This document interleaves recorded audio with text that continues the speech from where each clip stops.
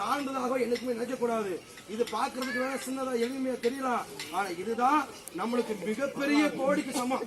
கோடி பொருளுக்கு சமம். அதுக்கு சமம். வைர நெக்கலஸை விட அணிகலன்களை விட இந்த பொருள் தான் முருகன் தேடி வந்தாரு.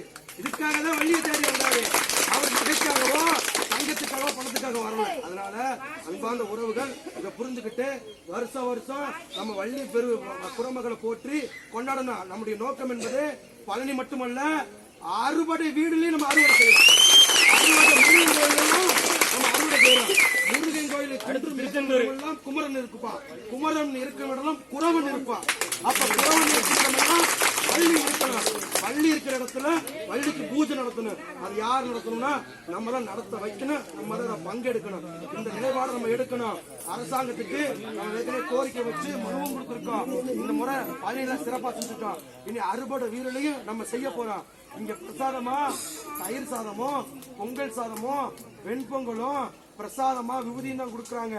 இனிமேலு நம்ம அறுபடை வீடுகள்லயும் எங்களுடைய பழங்குடி மரபு வழிபாடு உணவான தேனியில் சினிமாவையும் பிரசாதம் தேனியில் சினிமாவையும் பிரசாதமா கொடுத்து எங்களை வழிபடுவதற்கு அனைத்து மக்களுக்குமே கொடுங்க. பிஜேபி தரிசனம் பொது தரிசனம் என்ற பாகுபாடு இல்லாம அனைவருமே சமமா பாருங்க. இங்க கடவுள் என்பது அனைவருக்கும் சமமானது என்பதை வலியுறுத்தி கோரிக்கை வச்சிருக்கோம். இந்த கோரிக்கை வெள்ளும் வர நம்ம பண்பாடு மீட்சி வெள்ளும் வர நம்ம வள்ளியை தூக்கி பிடித்து கொண்டாடுவோம். நம்ம அடையாளப்படுத்துவோம். வள்ளியை தூக்கி பிடித்தால் நம்முடைய அடையாளம் நிச்சயமாக இந்த மண்ணிற்கும் இங்க மக்களுள்ள மக்களுக்கும் வந்து சேரும் என்பதை இந்த இடத்தில் தெரிவித்துக் கொண்டு அன்பார்ந்த உறவுகள் பல்வேறு சூழ்நிலை கால சூழ்நிலை கடந்து வந்திருப்பீங்க.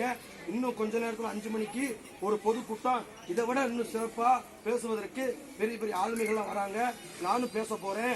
கண்டிப்பா இந்த நிகழ்வுல கண்டிப்பா பங்கெடுக்கணும். எல்லாரும் பங்கெடுக்கணும். தொடர்ச்சியா வருஷம் வரணும். நம்ம தாய் பிள்ளை சின்ன குழந்தை அனைவருக்கும் சொல்லிக் கொடுங்க. வள்ளி யாரு முருகன் யாரு அனைவருக்கும் சொல்லிக் கொடுங்க. வரலாறு சொல்லிக் கொடுங்க. நம்முடைய அடையாளத்தை சொல்லிக் கொடுங்க. இதுதான்டா அவன் அடையாளம்.